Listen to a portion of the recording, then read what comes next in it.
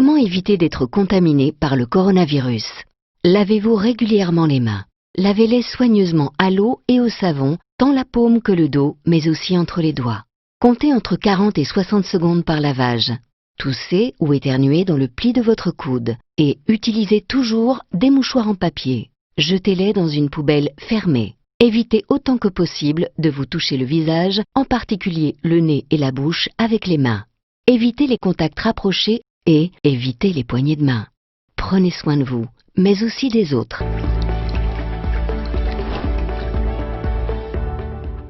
Bonjour chers élèves, toujours votre humble serviteur, le professeur de mathématiques, M. Jérémy. Aujourd'hui, nous allons parler d'un sujet qui concerne toutes les options confondues.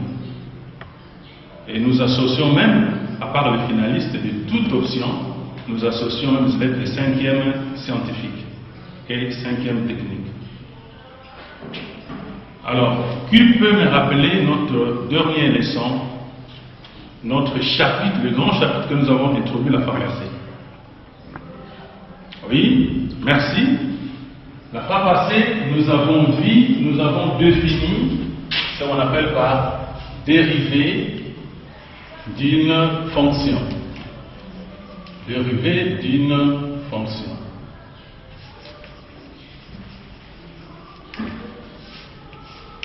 D'une fonction f. Faites que nous rappelons, qui peut me rappeler comment nous avons noté la dérivée d'une fonction? Oui, merci beaucoup. Nous avons noté, on peut noter la dérivée d'une fonction par d'une fonction y égale f de x. Nous pouvons la noter f y prime, ou encore nous pouvons noter f prime de x. Nous pouvons également noter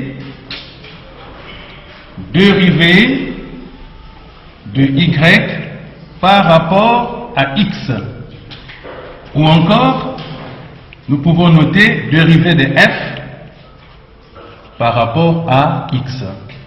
Les deux dernières notations ici, ce sont des notations qui sont plus utilisées en technique.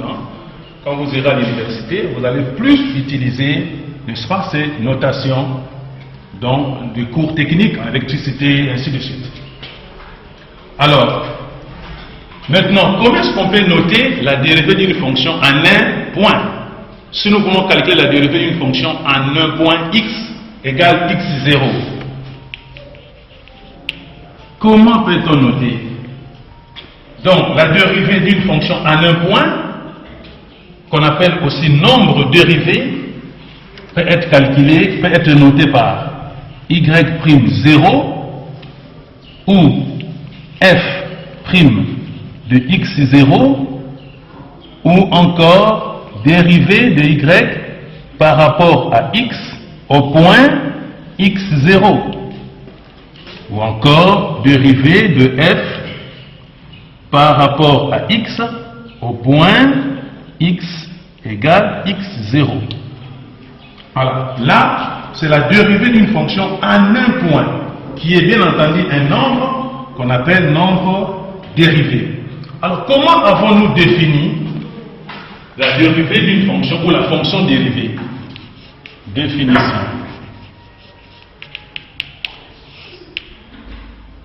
Comment avons-nous défini?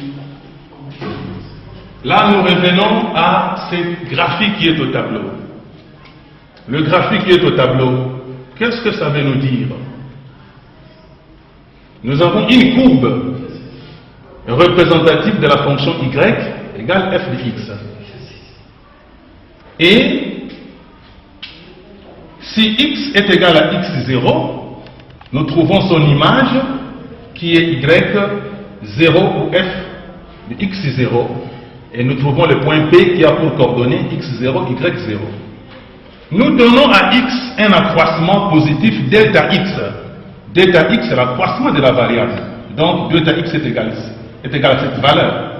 En donnant à x la valeur et l'accroissement d'eta x, nous obtenons ce point dont l'abscisse serait égal à x0 plus la valeur que nous avons ajoutée, c'est-à-dire x0 plus bêta x. Également, à cette abscisse correspond également une ordonnée qui est f de x0 plus bêta x. Et nous obtenons par conséquent le point qui. Alors, qu'est-ce que vous constatez? Qu'est-ce qui a constaté quelque chose?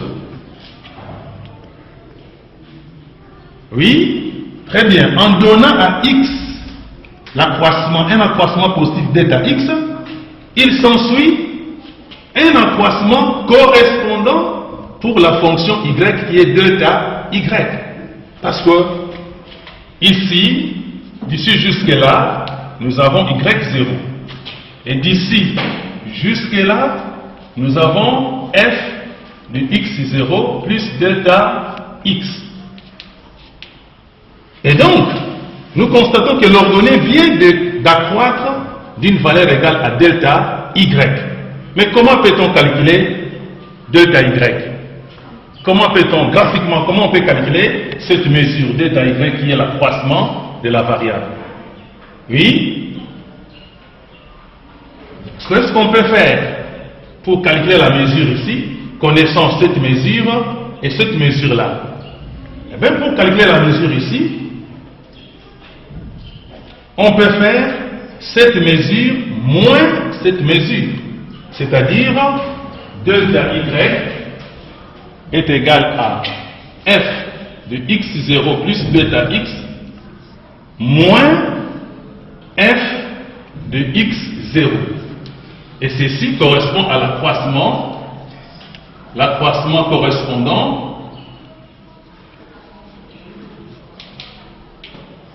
l'accroissement de la fonction, l'accroissement de f.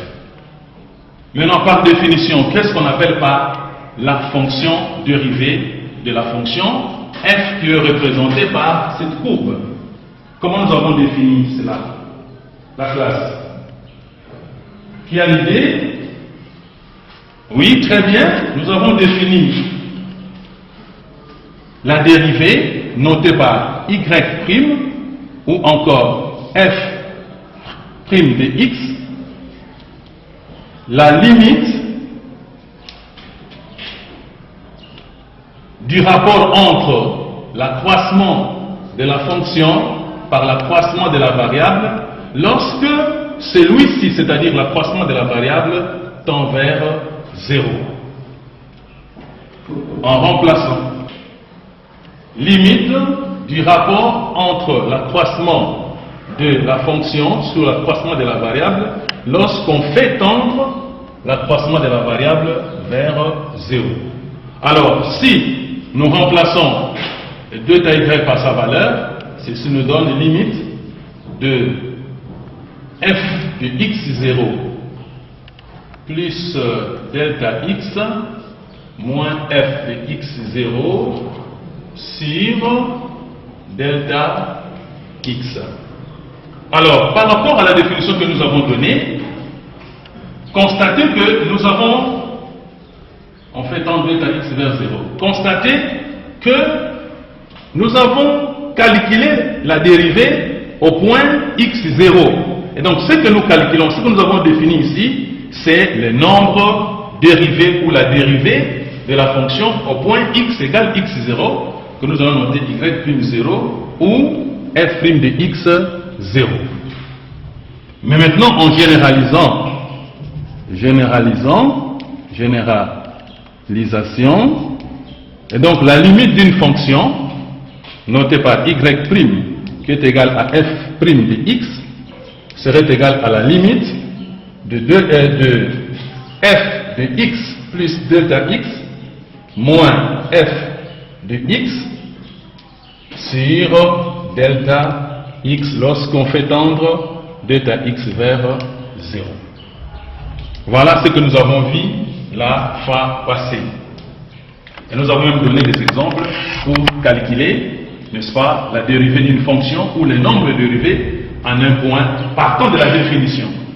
Mais dans les calculs Dans les calculs, nous n'allons pas toujours utiliser la définition pour déterminer la dérivée d'une fonction donnée.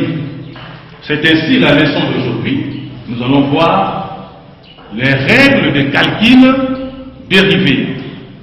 Donc, notre chapitre d'aujourd'hui, nous sommes toujours en analyse maths analyse.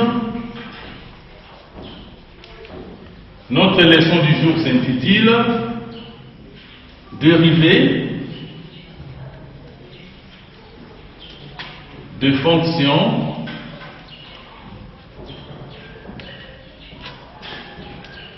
algébriques. Dérivée de fonctions algébriques.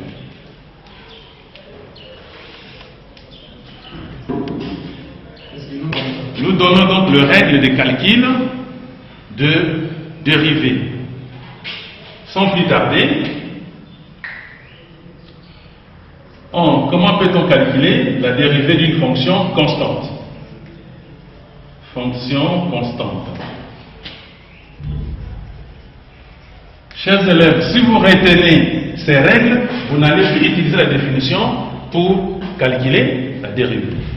Nous avons ici une fonction constante f vers f de x qui est égal à c.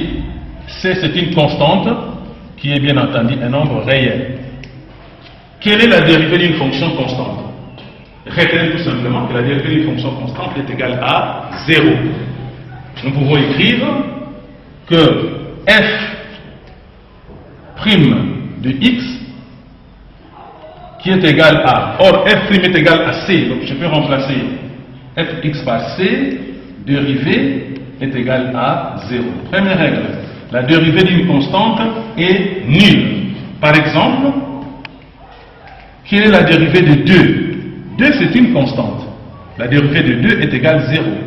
Quelle est la dérivée de moins 1,5? La dérivée de moins 1,5 c'est 0. Deuxième, dérivée de la fonction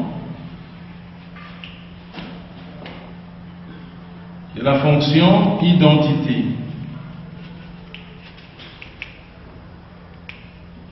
C'est-à-dire